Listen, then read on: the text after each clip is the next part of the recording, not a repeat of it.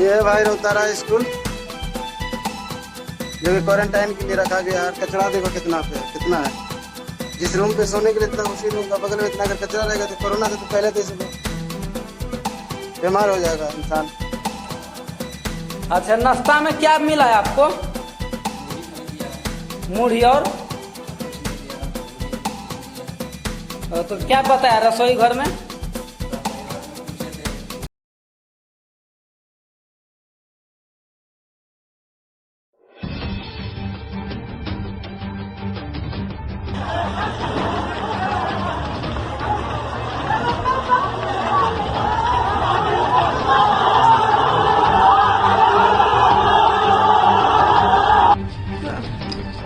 Sir, हम ये बोल रहे हैं कि हमारे लिए आप लोग राहुल गांधी बहुत बढ़िया किया है कि उसका धन्यवाद है। उसका जिंदगी बना रहे कि हम लोग इस स्थिति में बेचारा अपना घर, हमारे घर छोड़ दे।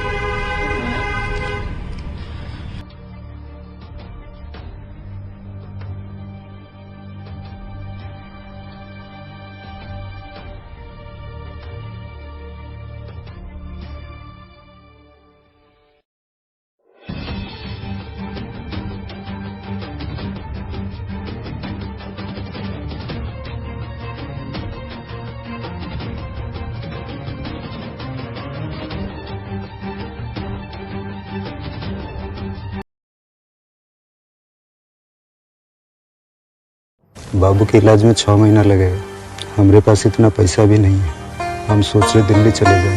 भैया ओ भैया, मजदूर भैया, हम तो बनल किसान, हम तो बनल किसान कि हमर बेटा भूखले सुते हो राम।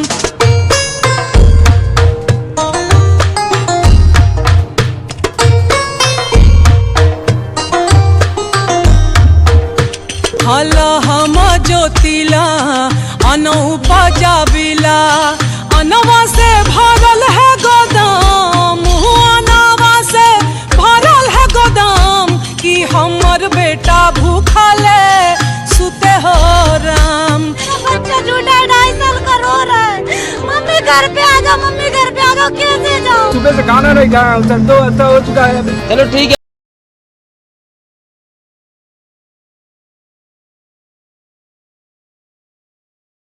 श्रमिकों के आवागमन के लिए कोई ठोस राष्ट्रव्यापी नीति केंद्र सरकार ने प्रस्तुत नहीं करी है। यही कारण है कि आज टेलीविज़न और अखबारों में हम देखते हैं रोते बिलखते बच्चे, बुजुर्ग, महिलाएं नंगे पैर सैकड़ों किलोमीटर यात्रा तय कर रहे हैं, जीवन के लिए संघर्ष कर रहे हैं, बेरोजगार हैं, भूखे हैं, तड़प रहे हैं। उनकी मदद के लिए जिस प्रकार से सरकार को आगे आना चाहिए था, अभी तक वो आगे नहीं आए।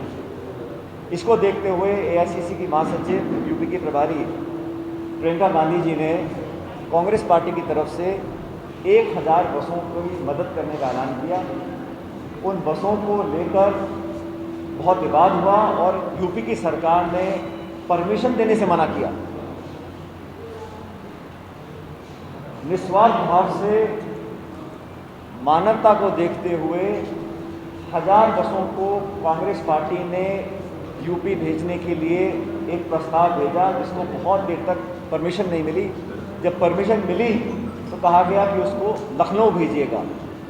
आगरा भरतपुर बॉर्डर से बस लखनऊ जाएगी, उसके बाद उसको आगे भेजा जाएगा। फिर बाधाएं बनाने के लिए नाना प्रकार के डंडे अपनाए।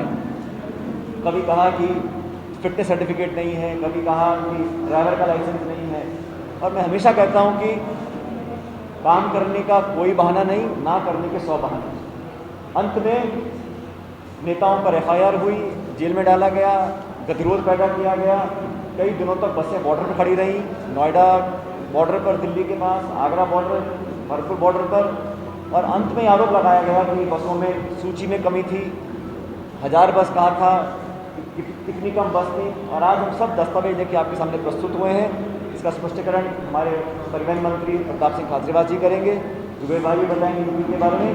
कि मैं इतना कहना चाहता हूँ कि हम लोगों ने एक पहल कर इतने संकट के समय में कोई व्यक्ति, कोई संगठन, कोई दल, कोई भी अगर मदद का हाथ बढ़ाता है तो मदद को स्वीकार करने में कोई छोटा नहीं बन जाता।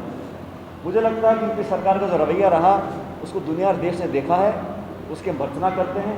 इस समय में सबको साथ मिलकर एकजुटता के साथ उन लाखों करोड़ों लोगों की मदद करने का काम करना चाहिए था, जिसकी पहल प्रियंका जी ने करी, लेकिन दुर्भाग्यवश उसको नकारा गया, उस पर राजनीति करी गई, हम पर आरोप लगाए गए। और मैंने पहली बार देखा है विपक्ष आरोप लगाए सत्ताधारी पार्टी पर, तो हमने देखा है, लेकिन उत्तर प्रदेश में सत्ताधारी पार्टी विपक्ष पर आरोप लगा रही है। और किस बात का आरोप?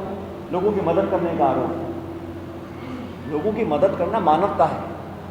राजनीति में हम सब लोग सिर्फ चुनाव लड़ने के लिए, MP MLA बनने के लिए नहीं, हम सेवा भाव से जनता के काम करने के लिए राजनीति में आए हैं। लेकिन जो घटनाक्रम हुआ वो बेहद दुखद था।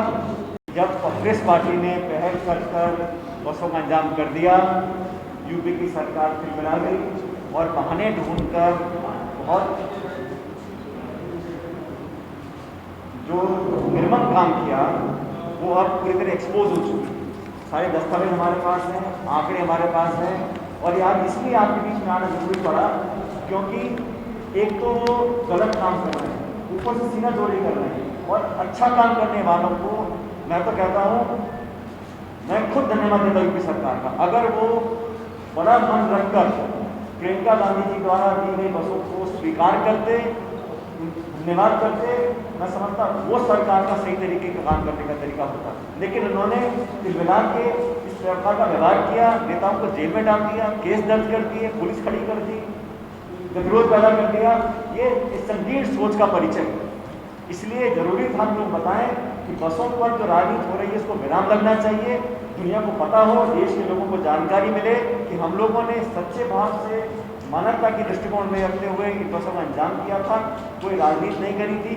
हमने आज मदद करी है, कल भी करते रहेंगे, लेकिन जो लोग सत्ता में बैठे लखनऊ में उनको गिरबान में झांकना पड़ेगा कि आज उन लोगों की जिंदगी को बेहतर करने की बजाय जो श्रमिक आज भी तड़प रहे हैं, सड़कों पर चल रहे हैं, आपने जानबूझकर अपनी जिद के कारण मदद लेने से मना किया और राजनीति करते हुए आक्रामक रवैया अपनाया काम से कार्यकर्ताओं की प्रति। वो बड़ा दुर्भाग्यवश है। आज ऐसे नाजुक समय में हम लोगों को बड़ा मन रखकर सकारात्मक सोच के साथ काम करने की जरूरत थी, लेकिन दुर्भाग्यवश ऐसा नहीं हो रहा। हम लोगों ने अपनी बात को रखा है।